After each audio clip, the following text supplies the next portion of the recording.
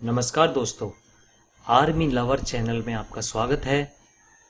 आज मैंने ये एक आर्मी लवर के नाम से न्यू चैनल क्रिएट किया है यूट्यूब पर। और इस चैनल को बनाने के पीछे मकसद है हमारे देश के वीर शहीद, वीर जवान या जो अभी भी ड्यूटी पर लगे हुए हैं, उनकी कुछ रोमांचक कहानियाँ जो आप लोगों तक नहीं पहुँच पाती, वो मैं इस चैनल के जरिए आप लोगों तक पहुँचाऊँगा।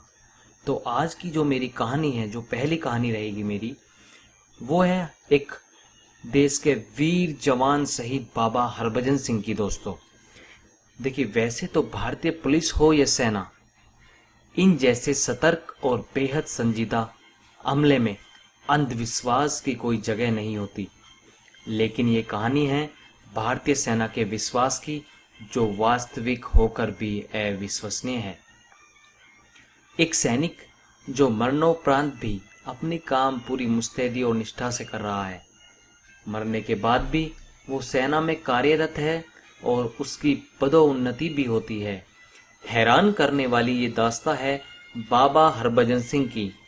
30 अगस्त 1946 को जन्मे बाबा हरभजन सिंह 9 फरवरी 1966 को भारतीय सेना के पंजाब रेजिमेंट में सिपाही के पद पर भर्ती हुए थे।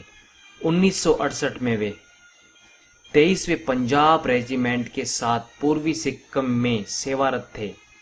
4 अक्टूबर 1968 को खच्चरों का काफिला ले जाते वक्त पूर्वी सिक्किम के नाथुला के पास उनका पांव फिसल गया और घाटी में गिरने से उनकी मृत्यु हो गई। पानी का तेज बहाव उनके शरीर को बहाकर 2 किलोमीटर दूर ले गया। कहा जाता है कि उन्होंने अपने साथी सैनिक के सपने में आकर अपने शरीर के बारे में जानकारी दी। खोजबीन करने पर 3 दिन बाद भारतीय सेना को बाबा हरभजन सिंह का पार्थिव शरीर उसी जगह मिल गया। कहा तो यह भी जाता है कि सपने में ही उन्होंने इच्छा जाहिर की थी कि उनकी समाधि बनाई जाए। उनकी इच्छा का मान रखते हुए उनकी एक समाधि भी बनवाई गई। लोगों में इस जगह को लेकर बहुत आस्था थी, लिहाजा श्रद्धालुओं की सुविधा को ध्यान में रखते हुए भारतीय सेना ने 1982 में उनकी समाधि को 9 किलोमीटर नीचे बनवाया, जिसे अब बाबा हरभजन मंदिर के नाम से जाना जाता है। हर साल हजारों लोग यहाँ दर्शन करने आते हैं। उनकी समाधि के बारे में मान्यता है कि यहाँ पानी की बोतल कुछ दिन रखने पर उसमें चमत्कारिक गुण आ जाते हैं और इसका 21 दिन सेवन करने से श्रद्धालु अपने रोगों से छुटकारा पा जाते हैं। कहा जाता है कि मृत्यु के बाद भी बाबा हरभजन सिंह नाथू ला के आसपास चीन सेना की गतिविधियों की जानकारी अपने मित्रों को सपनों में देते रहे, जो हमेशा सच साबित होती थी। और इसी तथ्य के आधार पर उनके मरणोपरांत भी भारतीय सेना की सेवा में रखा गया। उनकी मौत को 48 साल हो चुके हैं, लेकिन आज भी बाबा हरभजन सिंह की आत्मा भारतीय सेना में अपने कर्तव्य निभा रही है। बाबा हरभजन सिंह को नाथुला का हीरो भी कहा जाता है। बाबा के मंदिर में बाबा के जूते और बाकी सामान रखा गया है। भारतीय सेना के जवान बाबा के मंदिर की चौकीदारी करते हैं और रोजाना उनके जूते पालिश करते हैं, उनकी वर्दी साफ करते हैं, यहाँ तक कि उनका बिस्तर भी लगाते हैं।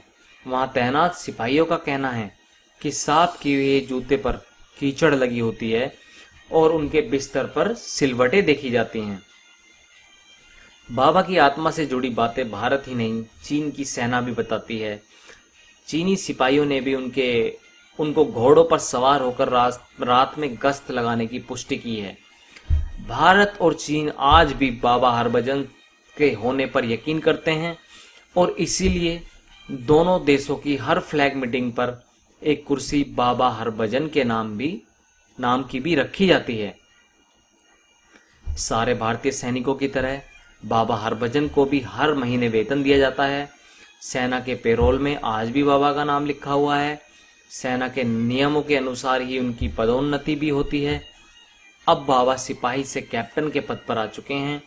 हर साल उन्हें 15 सितंबर से 15 नवंबर तक 2 महीने की छुट्टी दी जाती है और बड़ी श्रद्धा के साथ स्थानीय लोग और सैनिक एक जुलूस के रूप में उनकी वर्दी, टोपी, जूते और साल भर का वेतन 2 सैनिकों के साथ सैनिक गाड़ी में नाथुला से न्यू जलपाईगुड़ी रेलवे स्टेशन लाते हैं।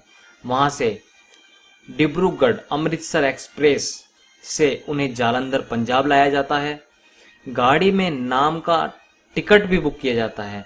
यहाँ से सेना की गाड़ी उन्हें उनके गांव तक छोड़ने जाती है।